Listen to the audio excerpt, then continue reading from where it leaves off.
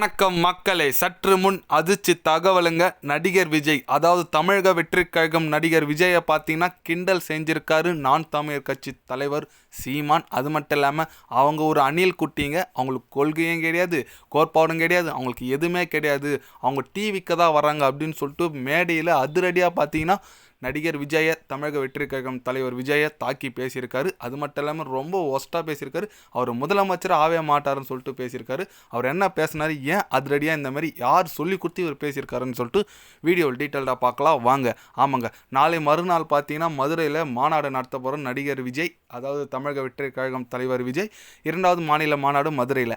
அது குறித்து மேடையில் ரொம்ப அவதூறாக பேசினார். அது எல்லாமே அணில் குட்டிங்க, அணில் தாவி தாவி போயிட்டே தான் இருக்கும் அப்படி இப்படின்னு சொல்லிட்டு.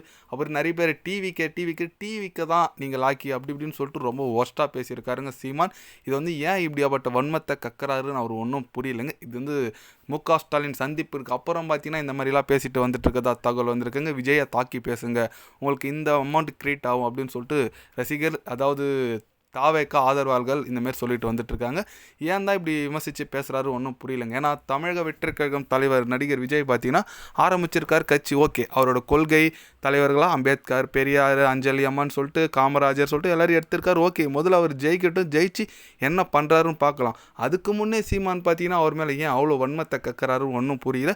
அவர் மட்டும் தூய்மை பணியாளருக்கு சார்பாக போய் நின்றுட்டு வந்துட்டா மட்டும் போதுமா?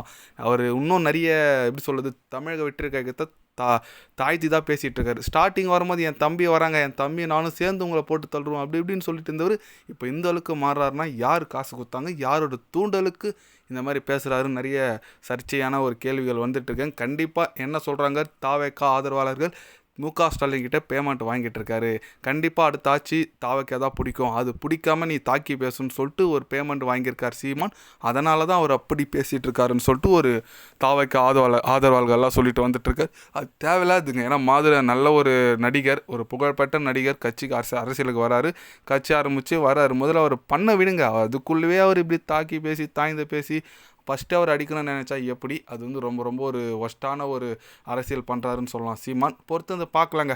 நாளை மறுநாள் 2வது மாநில மாநாடு, அதுக்கு திமுக ஆல்ரெடி சதி பண்ணிகிட்ருக்காங்க, நிறைய வேன்கள்லாம் கொடுக்கலன்னு சொல்லிட்டு சதி நிறைய நடந்துட்டுருக்கு.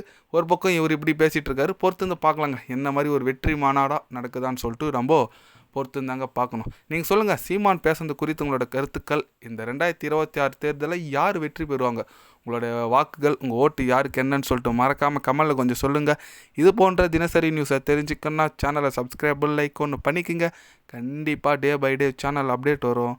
மறக்காமல் சப்ஸ்கிரைப் மட்டும் கொஞ்சம் பண்ணி வச்சுக்கோங்க. நன்றி, வணக்கம்.